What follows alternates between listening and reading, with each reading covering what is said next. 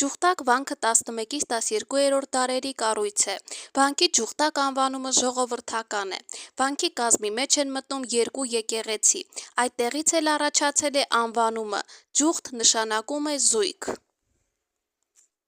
Այստեղից էլ վանքի անվանումը՝ Ջուղտակ։ Ջուղտակ վանքը գտնվում է Հայաստանի Տավուշի մարզում, Դիլիջան քաղաքից 3 կիլոմետր հյուսիս-արևելք։ Բաղկացած է երկու առանձին կանգնած սրբատաշ ֆելզիտ քարերով կառուցված Սուրբ Աստվածածին և Սուրբ Գրիգոր եկեղեցիներից։ Եկեղեցիների պատերին փորագրված արձանագրություններում հիշատակվում են նաև Պետրոսի վանք և Գիշերավանք անվանումները։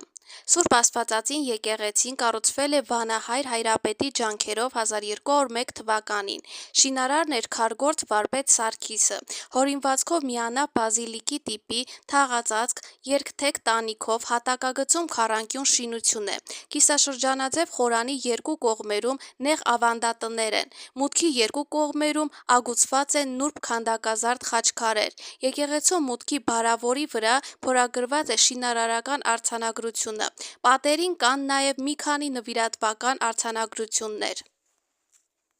Իսկ Սուրբ Գրիգոր եկեղեցին կենտրոնագմբեթ կառույց է, որը գտնվում է Սուրբ Աստվածածին եկեղեցուց 20 մետր արևելք։ Կիսաշրջանաձև ավագ խորանի երկու կողմերում գտնվող երկհարկ ավանդատները ձևավորված են նրբաքանդակ նախշերով։ Եկեղեցու արևմտյան մուտքի բարավորի արձանագրությունից կարելի է ենթադրել, որ դա Սուրբ Աստվածածին եկեղեցուց վաղ է կառուցվել։